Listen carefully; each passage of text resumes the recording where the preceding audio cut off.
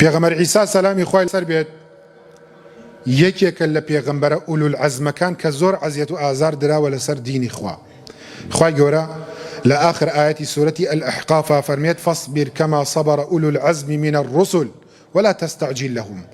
ئەی محەممەد صلی الله عليه وسلم ئارام بگرە چۆن پێغەمبەرە ئولول عەزمەکان کە خاوەنی ئیرادە بوون کە خاوەنی ئیمان بوون ئارامیان گرت تۆش ئارام بگرە. هەر کەسێکش ئەمڕۆ بەڕاستیەکەی بیەوێ دەستگرتوو بێ بە مەنهەجی ئەوانەوە ئەبێ ئارام گرت زۆر بێت.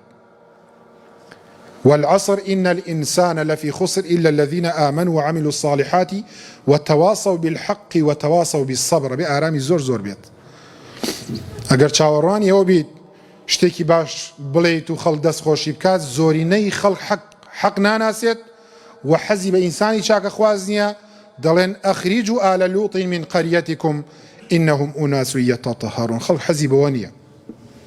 ئێستا و مەلایانەی و مامۆسایانەی کە نوکتە بۆ خەڵباسەکەن ئەوان دەوریانەیە لە مەجلیسە دەور ئەوانەیانە لە تیکتۆکە ئەو مەلایە کە کۆمەڵایەتیە ئەی چۆن کاکە یانیشتووە باسەکە قسەی خۆش قسەی بازاڕی قسەی ها حتا جاری وا سڕی شەرواڵەکەیان و باسەکات هەهای بۆ نووسن جەزاکەڵای بۆ نووسن ئوممەتی نەفامەوە حاڵێتی زۆرێ لە مزگەوتەکان ئەوەی دین بڵێت یایە باز ناکرێت جگە لە تەجەموعێکی قەڵەباڵخی نەبێت بەڵام خەڵک تێناگەیە چونکە ئەسڵەکە و مەشرەبەکەی صحیح نییە تر چۆن تێگەیە.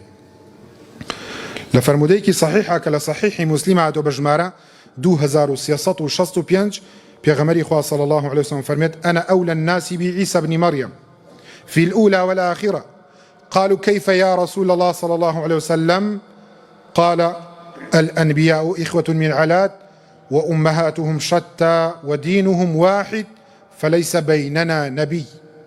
پێغەمبەری خوا صلی الله عليه وسلم فەرمووی لە پێشترین کەسێک بە عیسای کوڕی مەریەم منم لە دنیاش و لە قیامەتش.